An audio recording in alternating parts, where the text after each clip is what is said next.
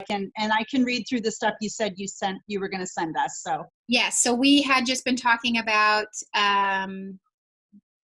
or Heidi had asked about closing costs and how you use asking for closing costs on negotiation. And we had talked about how it all depends on how cash poor your clients are. And if the house really needs a cash influx at the beginning, you can go up in price to make up for asking for closing costs, but then it has to appraise. And if you're a good listing agent, you're going to want to find, or at least have the conversation. You can't hold them to it, but that they're not going to change, that the buyers are going to take less closing costs in order for the price to come down, so that the net is still the same for the seller, if that makes sense. If you're the buyer's agent, you don't say anything unless they ask. And that's kind of how that went with the house from, that Annie and I have worked on, because we knew that house was going to go really quick. It was also going to be under a VA loan.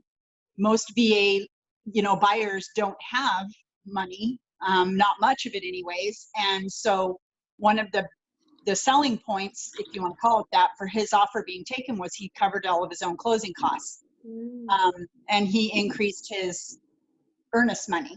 So, and then of course he went above the asking price too. So I feel like when there's a situation like that, where of course it's going to get multiple offers, if not multiple upon multiple, then if it's at all possible, I've only done, I'm new at this, but it just stands to reason in my mind that if they really want that house, they might want to seriously consider how they might go about paying their own closing costs, because I think that's a pretty big selling point when you're writing up an offer, especially when it's a VA loan, for them to see that them being the sellers, to see that the buyers are not asking for closing. That's saving them money. That's saving the sellers the money in the end. Well, honestly, the seller shouldn't care so much about whether, and this is good coaching for your sellers, it's about the bottom line, right? So if someone's willing to give more in purchase price and you think it'll appraise and you can actually get that cash in hand, then it doesn't matter as much. Like some sellers get all wound up about, it's almost from the buyer should have money kind of thing, like a value statement more than an actual, like, what is the net on this? So whenever you have multiple offers and you're a listing agent, you're always going to present the net proceeds for each offer so that they can see dollar for dollar what the difference is between all the different offers. Dollar is just one item that you're going to point out, obviously, but it's an important one, and that will help sellers understand that a VA borrower is costing them up to $1,000, or not up to, but around $1,000 more than a conventional borrower, just because of the VA fees. So it helps you too to making sure that you're negotiating for your seller apples to apples, depending on all the different offers and their financing. But I mean, yes, it gives a signal to the sellers that you're dealing with a buyer who actually has some funds, and that always bodes well with home inspection negotiations, solidness of the buyer to actually close, and financing is going to be okay. It's definitely a really nice indicator, but in terms of money, it should just be how it fleshes out at the end of the day. How often are deals lost because of the appraisal comes in low? It's all about the climate. There have, for the past, I want to say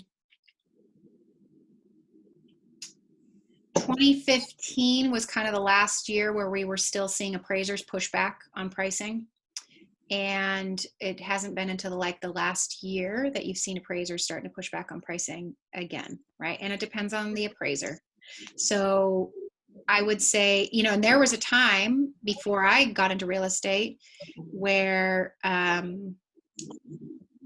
things were coming in low all the time, because it was that weird time where there was not a lot of confidence about the value of a home, and appraisers weren't being able to find very many comps. And it's now we're in the opposite climate where sellers are really pushing price and appraisers are saying, the market's shifting. Like we need to be more reasonable. Like you're getting a little bananas, and we're not going to be able, when everything was going like this, appraisers were not willing to say that a house wouldn't appraise for 10 grand plus more than it was listed for, because crap, it could. Like there were, things are flying off the market. Like it's hard. An appraiser has to make if they start to say that things aren't appraising, even when they're under contract for 10 grand more, that doesn't look very good on them, especially when there's multiple offers. Like the market is saying that, yeah, it could go for that. So we're in a place where we're going to start to see more and more low appraisals, but not very many.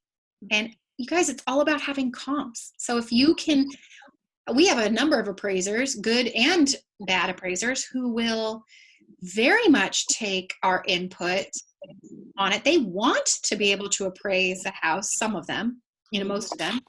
They just need to make a good justification. So if you can help them make a good justification and show them why it should go for a certain price, they kind of have to take that into consideration. Some appraisers just want you to do the job for them. So they go low so that you have to do all the work. But that's a whole nother story. That's rare. Okay. Oh God, it's already 10:45. All right. And then making sure you understand what the flexibility is for your buyers to attend the home inspection, whether they plan to be at it.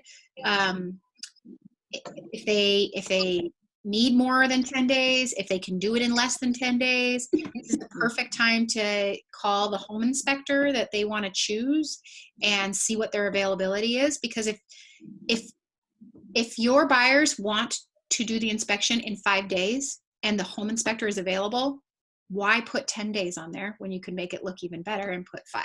So these are the kind of things you can find out pretty quickly.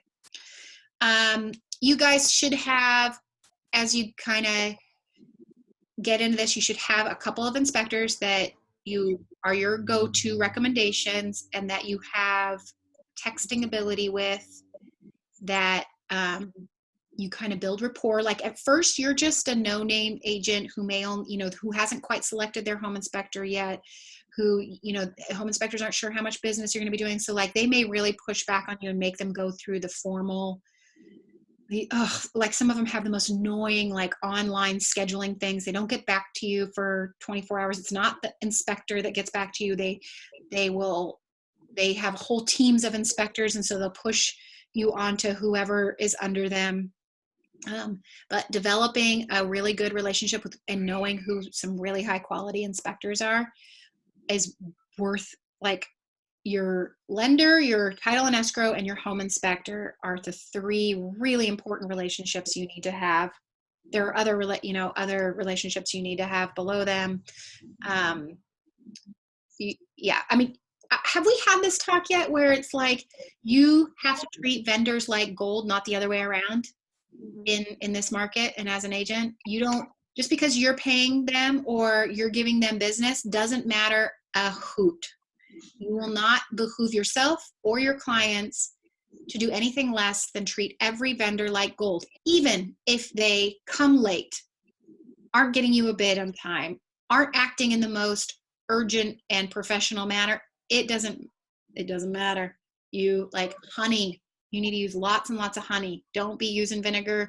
Don't think that they owe you for coming out. It just doesn't work that way in this area, unfortunately.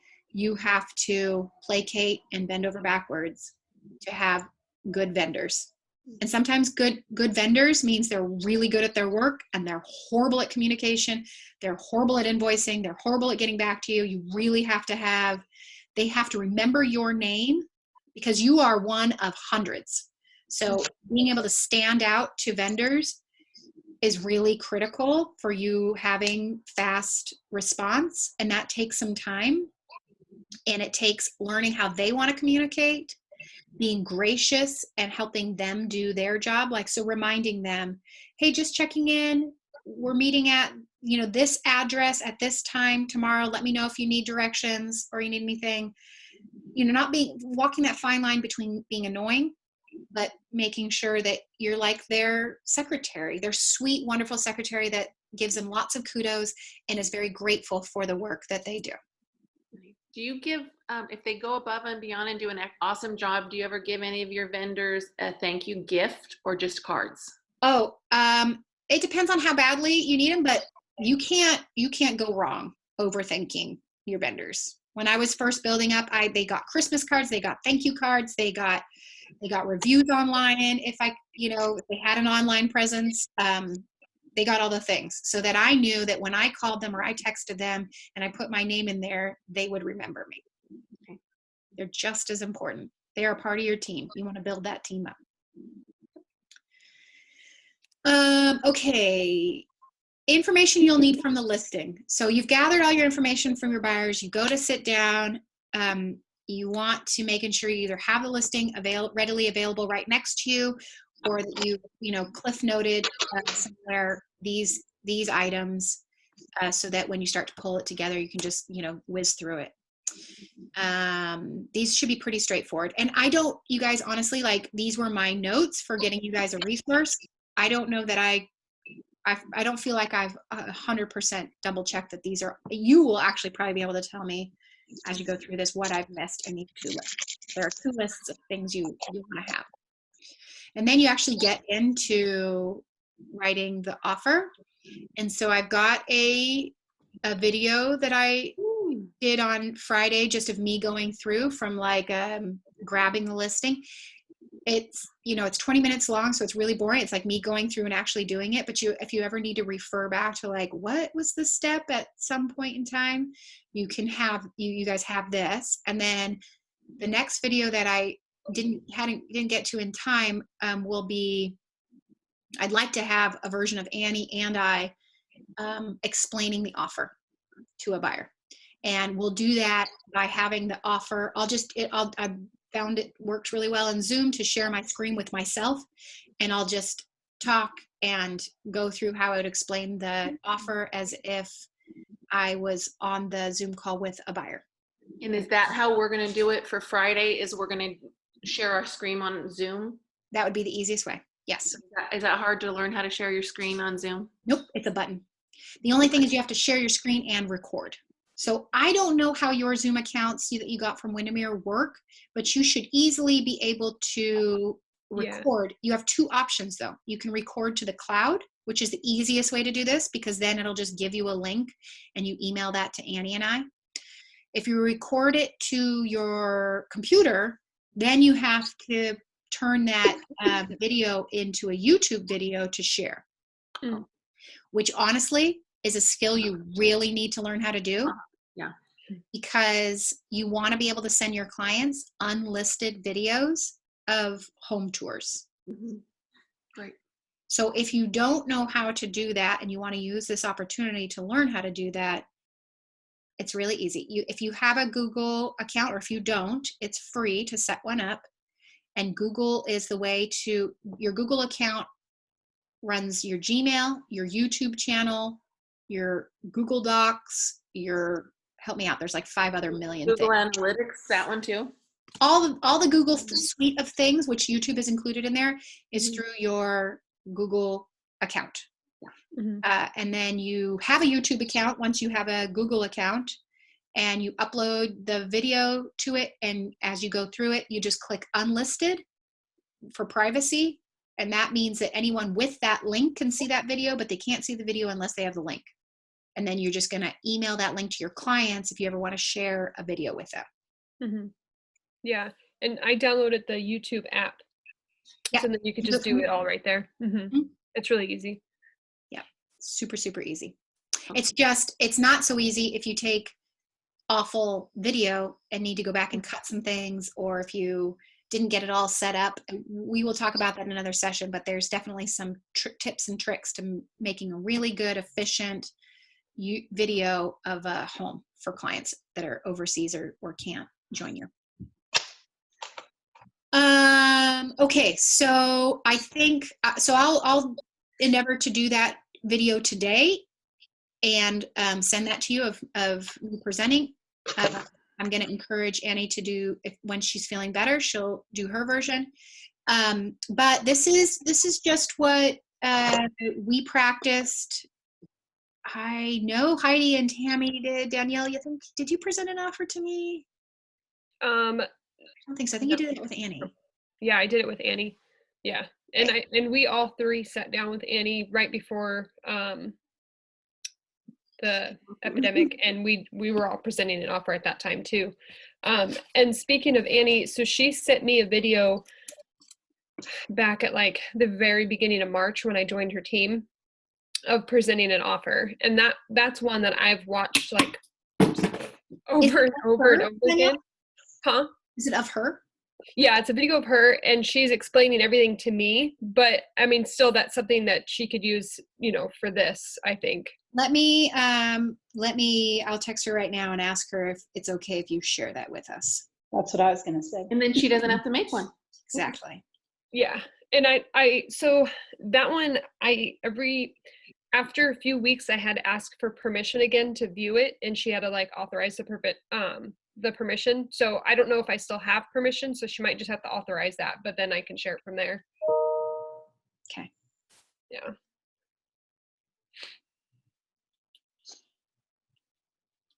Yeah. But I feel like those videos really help. And so I've like made little note cards so that I can remember the line. If you see that, the line and then the thing, and then I write down what I'm going to say. So I've just been doing those, and that really helps. The only thing I'm not comfortable with yet is videotaping myself, so I've got to do that. So I'm going to do a couple practice. Is kind of the focus is off of you because you've got the offer, in front of you.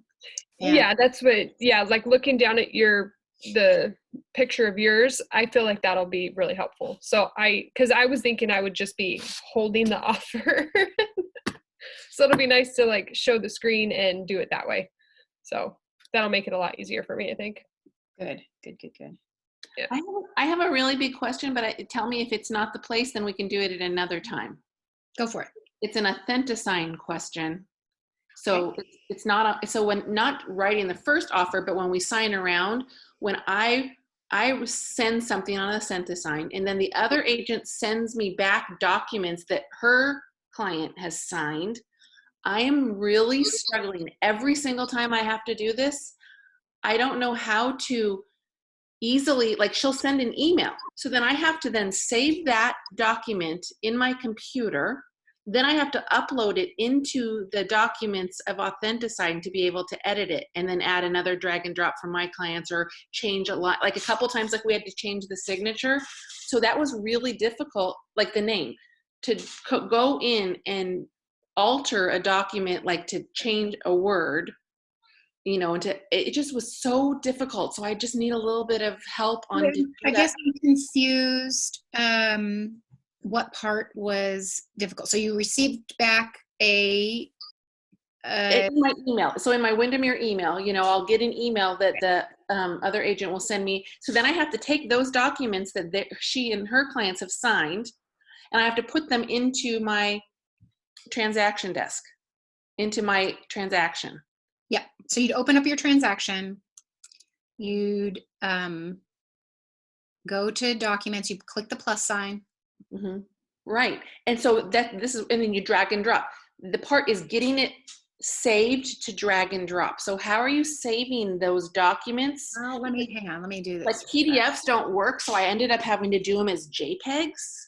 And then my computer, I have a Mac. So it was always the saving process. No. Okay. So let me show you a perfect example.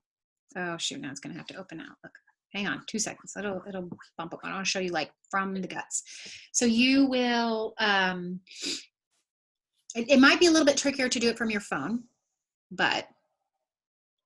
And then you have everything, every single part of every document saved in your computer and transaction desk. So you have 2 different groups of files. It seems like a lot.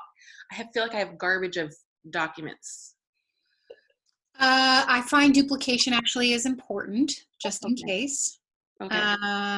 You guys, I've actually haven't played with whether you can't email directly to I think you can email directly to a transaction. That's what I would love to do. So what I did, because I had on those condos, there was a couple areas that the seller had to fill out for like insulation, depth and all that stuff. So once we had a signed around contract, he still sent that back so that my buyer had to initial in those areas where he added some stuff. So I had to upload that whole file from my email. But what I did is I just went right to AuthentiSign and into their transaction and uploaded it right there where it says documents. And I just uploaded the document there, and then I was able to add those things. But you had to have saved it somewhere to be Yeah, able to that's what upload it. I'm sitting here. I How just did saved you- it right to my desktop so that I could easily just grab it. So on my, Is this what you're talking about, Heidi? You get this Yes. email? Okay. Yeah. It's that email, yep. So you To click save here. or, yep, that Yep. part. So then you have a something, Wait, any kind of a, super easy. I'm going to show you here 2 seconds. So it brings up the document, and I have a Mac, so this should be exactly the way that okay. you experience it. Come on, it's slow because it's soon. Once this document shows up, I'm going to hover over here, and there's going to be a download button. Are you familiar with that, Heidi? yes, it downloads it. And then I have to go into my documents on my computer and then save it. So it should download it and show up right here on the bottom. Okay, let me see. I must be missing a step because I'm taking way too many steps and it's very confusing every Okay. time. But also, okay, so here's the document that shows up. Yes. I'm going to click, I'm going to hover up here, and I see this download button. Okay. Does that make sense? Does it Yep. sound familiar? Okay, so I'm going to click that download button. It's going to do its thing, and it's going to think. And I'm just going to save it to downloads. Fine, whatever. I don't really care. But see how it says PDF? That doesn't work on mine. Yeah, I feel like that didn't work. Well, it is a PDF. Okay. Okay, so then it comes down. It shows up down here, Mhm. and maybe you have this hidden. So like, play with this. Oh, I've never seen that. Are you in Chrome? Yeah, that's what No, mine I'm does. not in Chrome. Use Chrome. Ugh. Magic. Okay, so then I have this down here. I've also saved it to download, so that's fine. I come in here to my transaction. I go to documents. I click plus, and I just go. Mhm. Yep. See that? Yeah. That's Yeah, I don't Oh, have that saves a whole step. I've been doing exactly what Heidi's been doing. I've been saving it to my computer as a document, then pulling up transaction desk, then having to go where it says, where do you know, basically, where do you want to take this from? Having to go through, going to my desktop. And I didn't realize I could drag and drop it from the bottom left corner. So here's the other option. I'm going to open up Finder, which I don't know what the equivalent is in What do you PC. feel? I'm going to go to my active buyers if I've got that file, or my active sellers. Meaning, is that just a document file? Yep, this is just where all Okay. my files are. And Okay. then I'm going to find my transaction, and I've saved it to there. And then I'm just going to go in here. And pull it over. Yep. Add new document, grab this, pull it over, drag and drop. Yeah. Okay. For some reason, it doesn't seem that easy, but okay, so that's what you do. And then once it's in there, you can always, then the second step is now you have a document in there Mhm. and you want to just change a word. Like if you had to change a name or and like we had a correction that she put a line through, instead of just pulling over the initials and what if you wanted to actually change something? So do you want to change it for signature? Like, are you preparing it for, you're going to change something and you're going to put a signature in there? Then you go Yes. to assigning. Yes. Okay. So let me I'll show you that. Because you can just change it. You can But make if you changes on see here. how you had the little X in that box, how do you do that? So if you wanted to change something or add something like a, Let me show you. So I'm going to go to signings first because I want to set this up. I want to change and sign, correct? oh, yes. Okay, so I see signings over on the right-hand side. Oh, Not signings on the left, signings on the right. Because so then it knows that it's in that transaction. Then I add AuthentiSign. I'm going to call it changes to a tester. I don't know, something like that. Okay.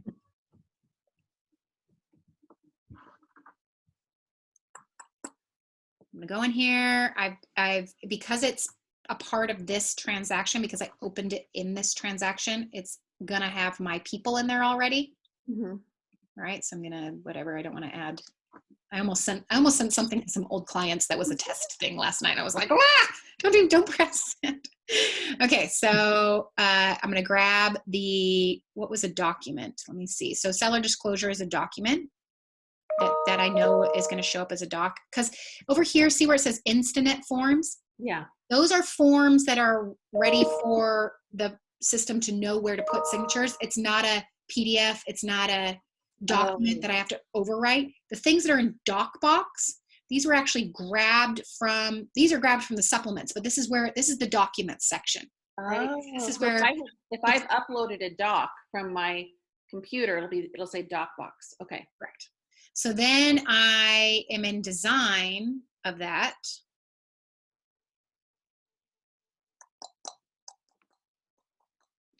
Timing. I should have chosen a smaller document. Okay, so here's where you're going to be making all the changes, right? Yep. It's markup, Yeah. all these markup tools, right? Like, This let's one? just say you wanted to change the city from Oak Harbor to Coopville because you wrote it in there wrong or something. The first I'm going to cross out Oak Harbor with my line, which is that one right there. Okay. I'm going to drag and drop a text box, and I'm going to put Coopville. Oh my gosh, that's as easy as that.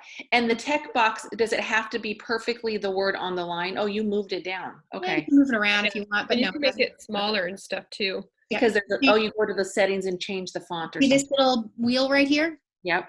When I highlight the box, that wheel will show up, and I can change font size. I can change whether the background is transparent or white. I can change, I can change all the things. You can add a date from that too, where if you just hover over the little wheel after you put their initials or the sign here, if you hover over that, it'll say add date stamp and it'll just pop it in there for you. Yeah, right.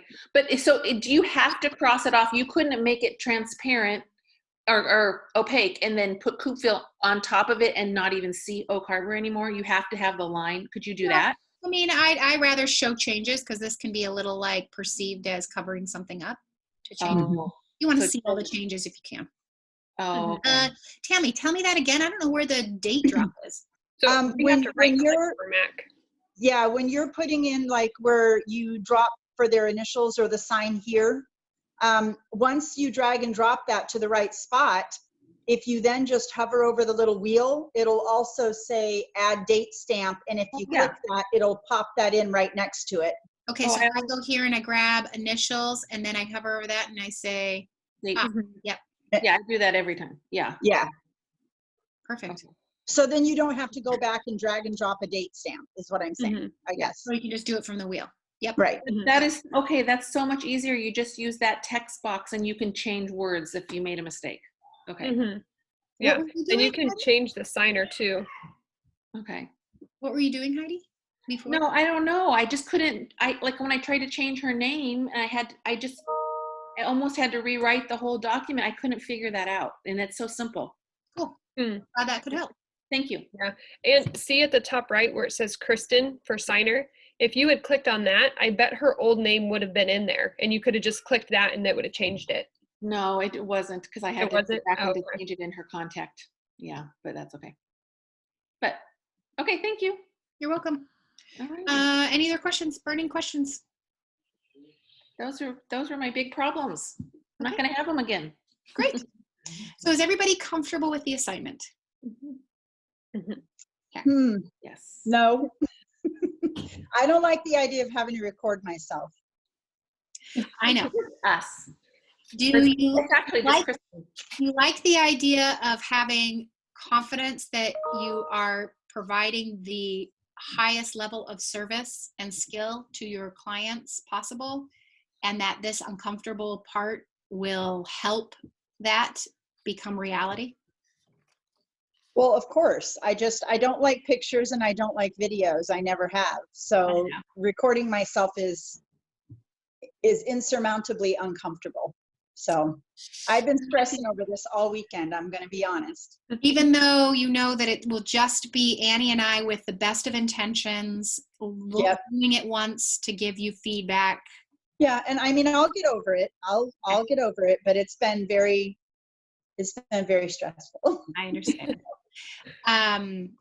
These are things like anything that are new that tend to be uncomfortable for us, and you're going to have to get more comfortable. And when you're an agent in today's market, in today's day and age, with technology and the way communication is going, eventually you're going to be asked to be on camera or have to record something with your face for your clients. And so it's better to do more of it in a safe environment and up front. And Tammy, your discomfort is not unusual. Like, oh my gosh, you know, I know that I am on the far end of the spectrum, but partly because I've done it so much with comfort. I certainly had way more discomfort in the beginning, but that was from someone who was probably naturally inclined this direction. I have helped Simona, for instance. She practically, literally, I was worried about her having a heart attack when she first started doing video with me. She wanted to so badly. When she did her bio video, and I helped facilitate that, we had a, cameraman, and she had a script and the whole thing. She would just be sweating, and I was honestly worried about it. And I would try to call it off. I'd say, Simona, if this is too much, but she persisted. And ask her today, she's still uncomfortable, but she's 10 million times more comfortable. And she is initiating video for her clients and for her marketing in a way I would have never guessed, given the sweaty palmed, just anxiety ridden human that was first doing them. So, and that's just because she persisted and she did more and more and got more comfortable. Now she still doesn't like it, but she understands that it's important and that it's a part of the business now. And so she persists. Awesome. So you don't have to get there, but just to know that there's been plenty of agents that have felt that way, and it does get easier with time. So you're going to send us, just so that I understand this, you're going to send us a listing, and we're going to practice writing an offer for that through the week.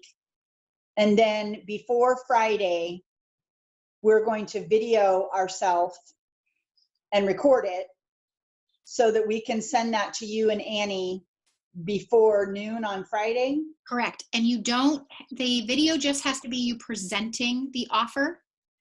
You do not need to send us a video of you writing the offer. If you want us to watch, I'd be happy to see that video and see if there's anything that I can see that would make it more efficient for you.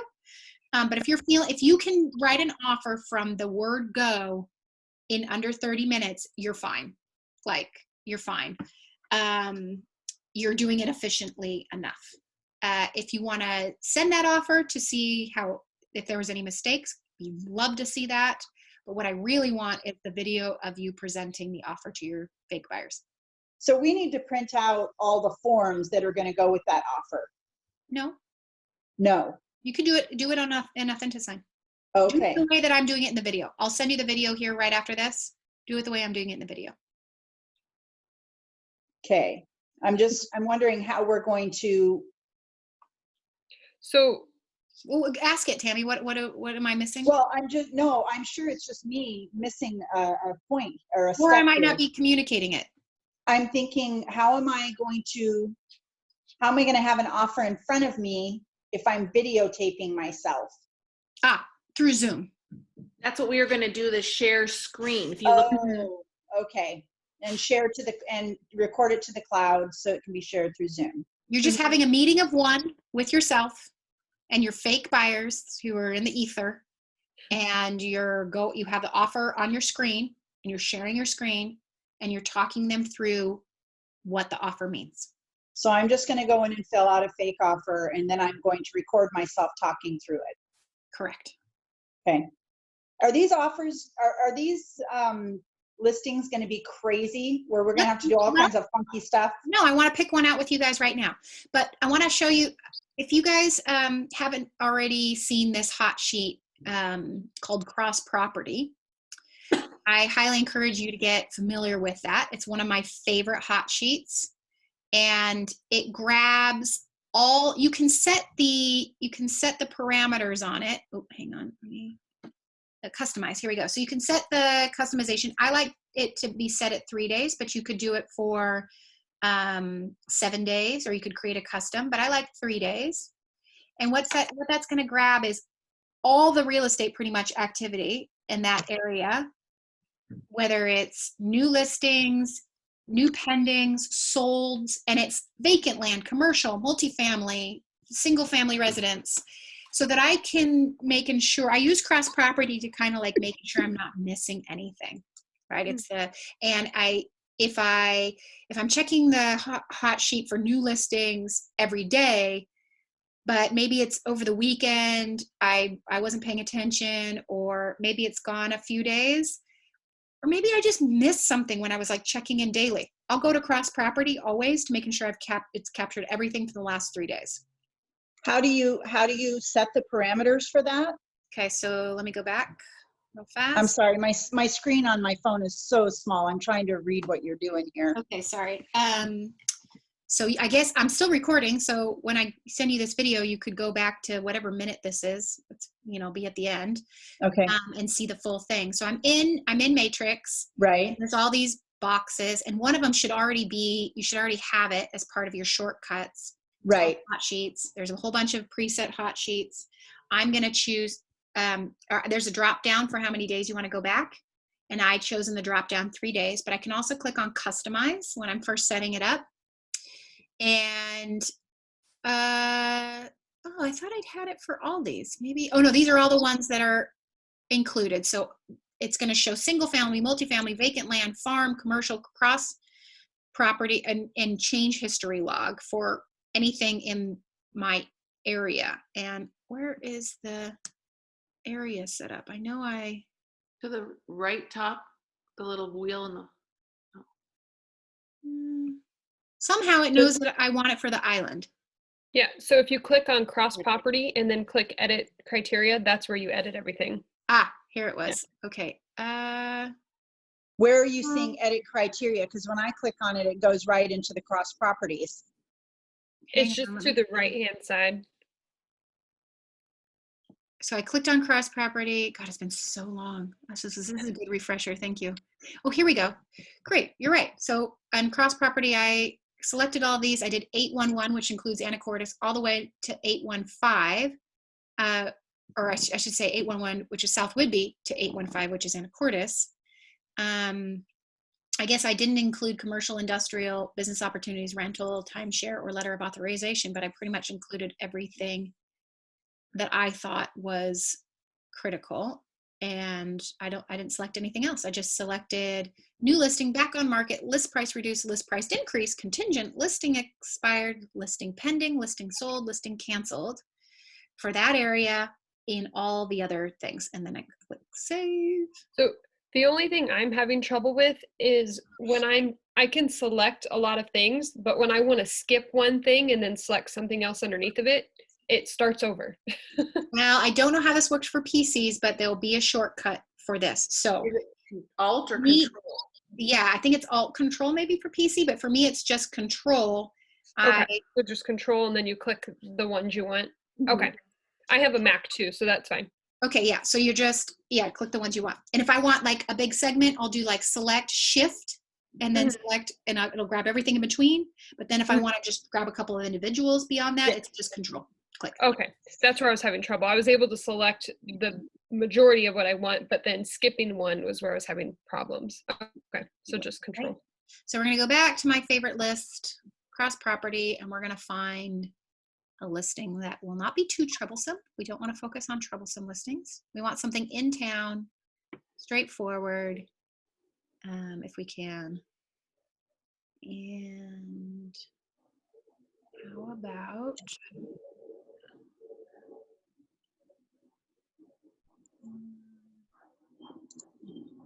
Oh, she already went pending. Okay, let's do Tom's listing.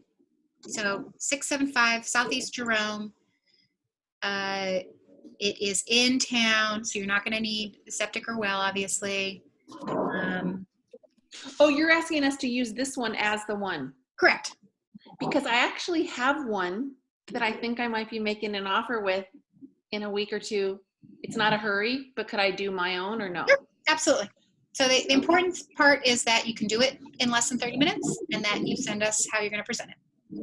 Kristen, could I send you I've done a CMA on it, and would you look at it and tell me if I'm in the ballpark? Because that's what my buyer is, and I are going back on what he wants to pay, and it's an interest. So I'll send you the CMA. Sure. I don't know what's the timeline? How urgent is it? Oh no, it's not urgent at all. That's what I'm saying. I can do this on Friday, and then the next week we're still we still have some time. Okay. Obviously not a hot property that's going to go anywhere soon. It's not a hot property, and yeah, there's a lot going into it, but yeah. Okay, cool. Anyway. Send me your CMA. That'd be great. Okay. Okay. Okay. So as soon as I hang up with you guys, before I get sucked into 5 million other things, I'm going to email you this. Yes. Right here. And this should be hyperlinked. And I'm going to try to record myself presenting by the end of the day and send you that. Nice. Annie got back to me and she said, not for all to see, but fine if they want to watch. Sorry about this morning.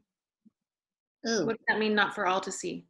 Like you guys can, not for everyone to, like, I'm not going to share it with everybody, but The three if of us. you guys want to watch it, she's going to allow that. Yeah. Okay. So I'll try to figure out how to get that from her and share that with you.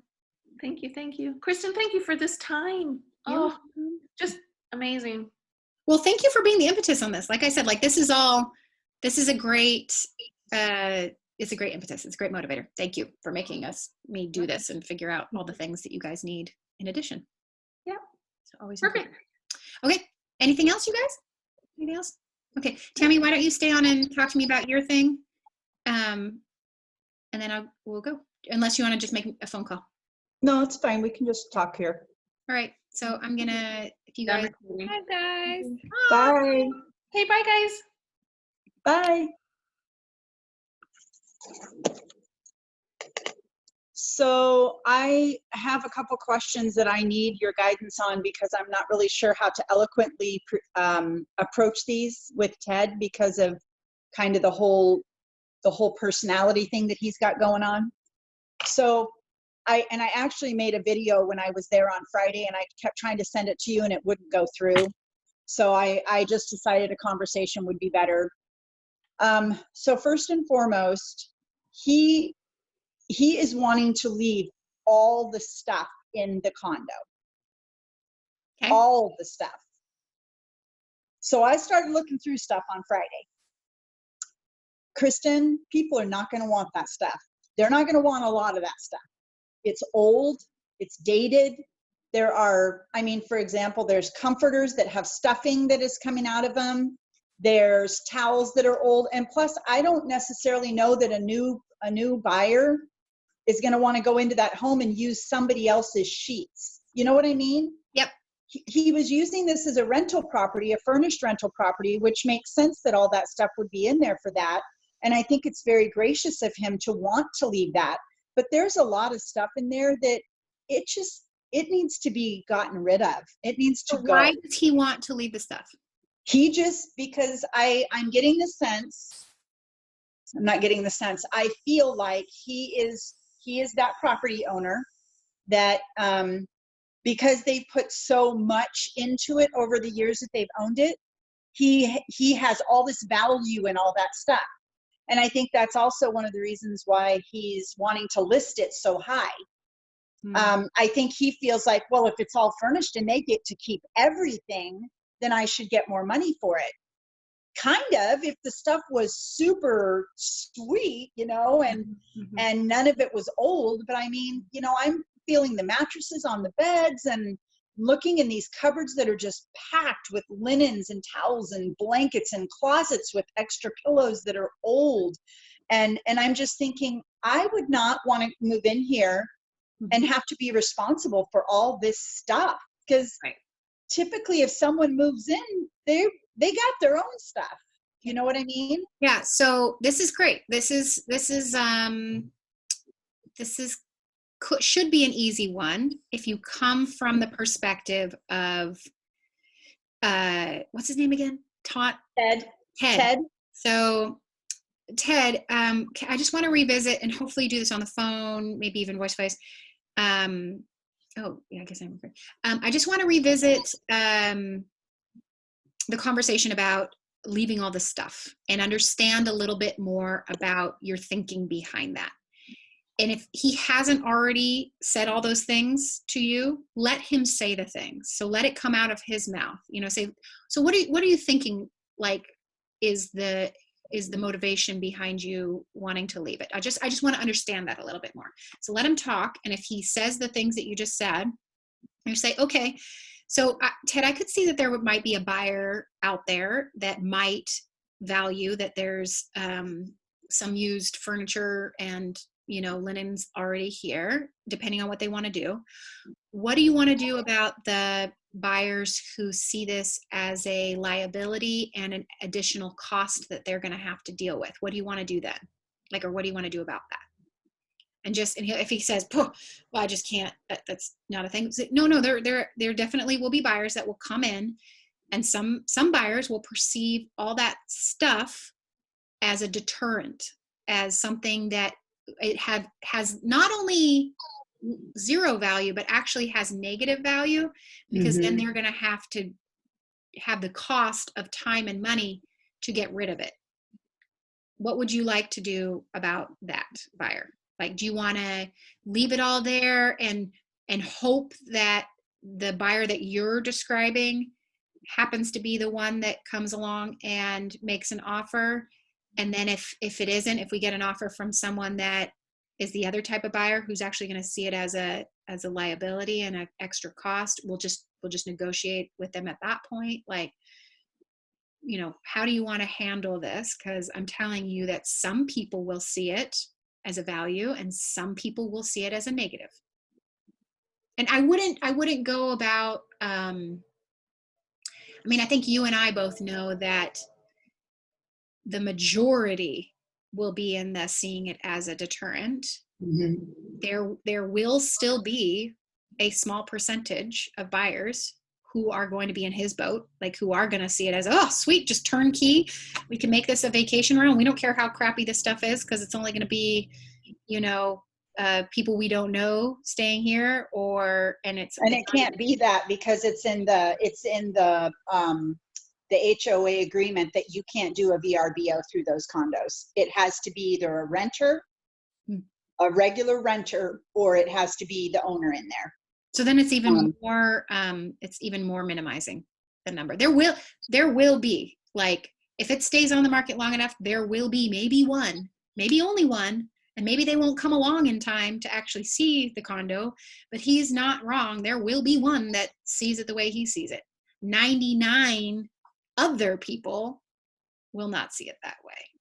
So part of my question is it okay for me to, through that conversation, is it okay for me to ask, are you prepared for the people that may look at that and think, I have my own belongings, I don't want somebody else's used things. Are you prepared to pay movers to come and get this and take it, and either take it to the Habitat for Humanity or the dump? Because if you're not prepared to do that, then you're going to have to lower the price for that buyer to deal with it themselves. And it may sound silly, but one of my I kind of giggle when I think about it when he says this, is he's called it this media room. Do you remember when we went there and that was that landing? Okay. So there's those movie posters with pieces of wood around them to frame them, and they're nailed to the wall. And as I'm going through, I spent a lot of time there on Friday. I was there for several hours. I went through every nook and cranny of that condo because I wanted to see everything that was there. And I recorded some stuff that was bothering me, trying to send it to you. And I'm thinking, as a potential buyer, and I know I'm only going from my mindset, but one of the things that even, we talk about and Tacy talks about is not having a lot of personal items that is going to make it difficult for a buyer to visualize their own stuff in there. And that media room really bothers me a lot. Not only do I think there's too much stuff in it, it's cluttery, but there's a couple of tables in there that have absolutely no use whatsoever, and they're old and beat up. There's scratches on them, there's dents in them. There's one sitting over in a corner that has nothing. There's nothing on it. Yeah. And I'm just thinking, how is this going to be a deterrent when people come up to this landing? Yeah. And there's no saying that other people are even going to use that as a room to watch movies in. You're going to have to get agreement from Ted. You're going to say, okay, Ted, I understand you don't want to move the furniture out because it's a hassle, and there might be someone that values all of this. But what I need to ask you, Ted, is do you trust me and my photographer to make choices to present the home in as aesthetically pleasing a way to the market as we can without getting rid of everything completely? But what that means is I'm going to have to there are going to be some angles and some things on the wall that are just going to show up poorly in photos and in showings. And I'm going to want to move them down to the garage. Do you trust me and my photographer to make those choices and to arrange it accordingly? Okay. And if he says no, okay, Ted, we'll just take photos as it is and we'll do the best we can. But I'm telling you that from experience and and you can say, like, if you don't want to talk about your own experience, you say, I work with Tacey Youngman, a photographer, because she does hundreds upon hundreds of homes and is the best in her industry. And she's a designer by nature. She knows what is attractive to buyers. That's why I work with her. I trust her. Will you be willing to trust our call on this? Like, are you okay with us doing? And if he is crazy enough to say no to that, then he's just crazy enough. And at that point in time, you just need to say, okay, your wish is my command. We're going to pop this up there. But then you know that where you stand and how he's going to be, and don't tear yourself apart. This is not your home. You are his guide. You are facilitating this. You give the best advice you can. If they choose not to take it, that's their prerogative. And they will bear the brunt of that later on. Just like with buyers, you know how, and if you don't know this from experience, you will soon, where you have a buyer, they describe to you everything they want, you have the perfect house for them, but unfortunately they're first-time home buyers and it's the first house you see. And you know that it's a great deal and it is absolutely they're going to be so regretful if they don't buy this house. But because they're first-time home buyers and it's the first home they've seen, they just can't wrap their head around it and they're so stuck and they lose that house. When we're new agents, we get so upset about this. It was the perfect house for them. I know they don't regret it. As you get a little bit more experience, you're like, you know what? You can't make a horse drink water. You just can't. The horse may be just dying of thirst, but you can't make them drink. And so you just have to do your best to lead them and to coax them and to lay out the whole picture. But at the end of the day, it's their choice. Okay. They need some process, like some sellers and buyers need some process sometimes to get to that point.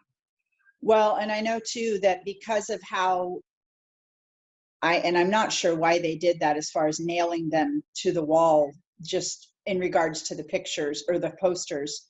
I know that if those get taken down, there's going to have to be touch-up paint done there because that wall is green, Yep. So here's what I've learned from Tacey and other photographers and just doing this. It's way worse and stands out way worse to put touch-up paint on a wall than to flatten as best you can with your finger the hole that's put in them and to clean up any scuffs. But once you put touch-up paint, you just will never match the paint perfectly and it will stand out 10 times worse. So really, when you remove those posters and they're high up enough and they're not, in pictures, they're not really going to stand out. As long as there's no bump, you're just going to flatten it as best you can. As long as there's no big black marks or big gouges, it's not going to show up.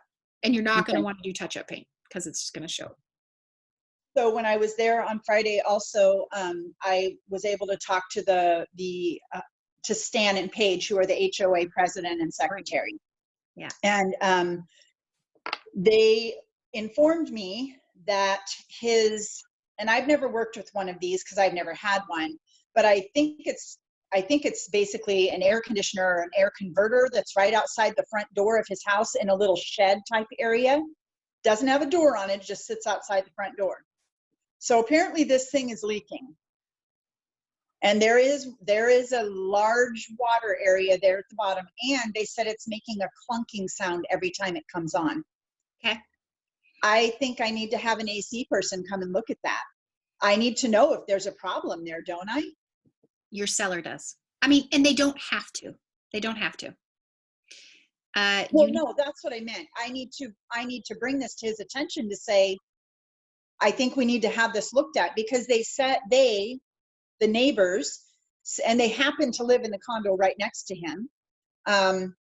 They said this didn't happen before the big move, but ever since they moved the condos back, it has been doing this leaking thing where it has, 3 feet out for it, it's wet and it's leaking all the time. And she actually said, if you go stand in front of it, you actually have air conditioning blowing on you. So I don't know what the deal is, but So just making sure that when you're presenting this to your seller, this is the facts. This is what I've heard from the neighbor, that it's doing this, this, and this. Would you like to get someone out there right away? Or do you just want to leave it as is and have it come up as a potential inspection item? How would you like to proceed? Okay. That's kind of what I figured, but I still wanted to ask you. Yeah. I mean, I would, and I think it would be really helpful. And you might, with him too, always do the, how would you like to proceed, but spell out the different options. We can get someone out now and keep it from maybe getting worse if it's going downhill, and have it looking, well maintained and in great repair if and when we get a home inspection. If you don't want to do anything about it right now, that's your choice.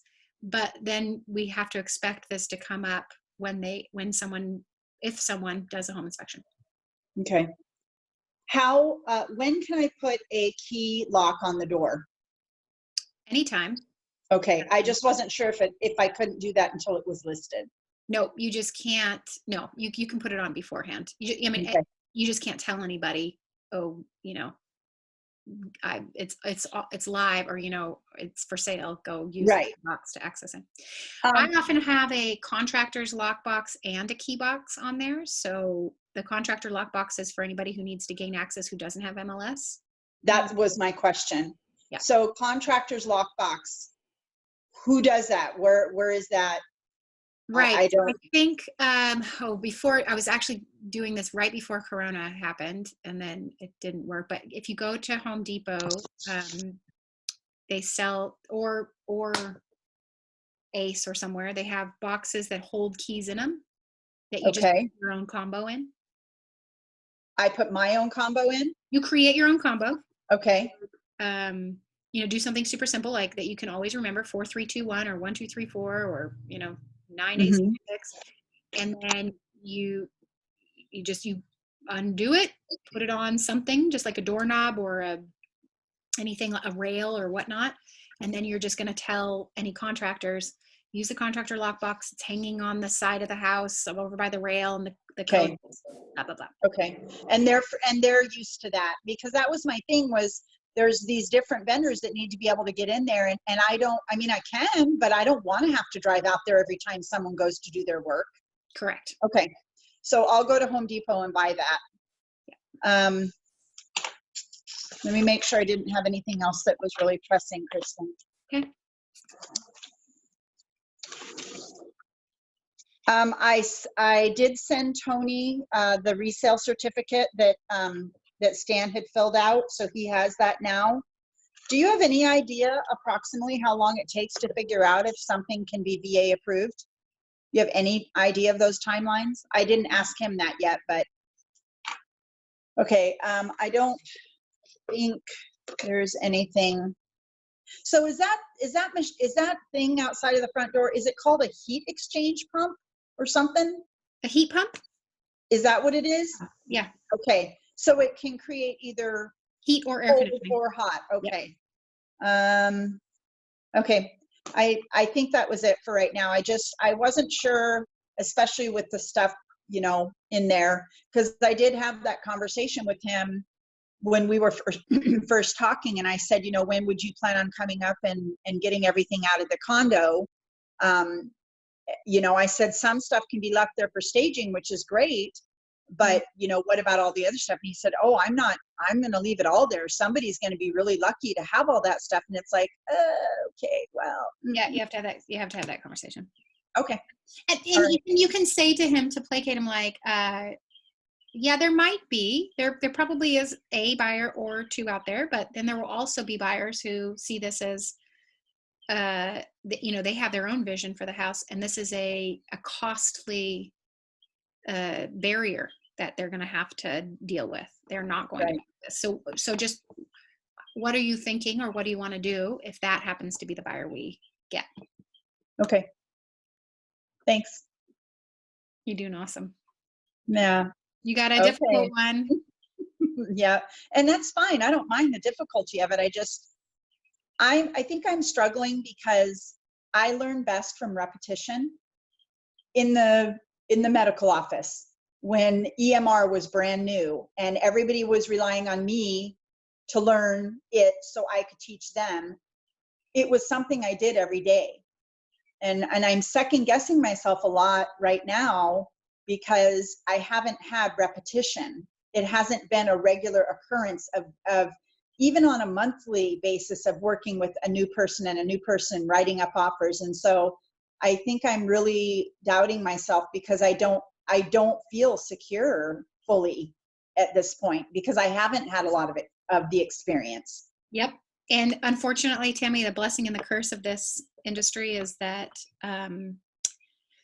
yes, there's some repetition, but one of the things that keeps agents on their toes and enjoying this after 20 years is that there's still something new every time as well. Yeah. So, yeah, it's not, you got to get like 100 under your belt of each kind before you really start to feel like the repetition remembery thing. Okay. Yeah, it's going to take a while. All right. Hang in there. That's what you got us for. Thank you. Thank you. Talk to you I'll soon. talk to you later. All right. Bye.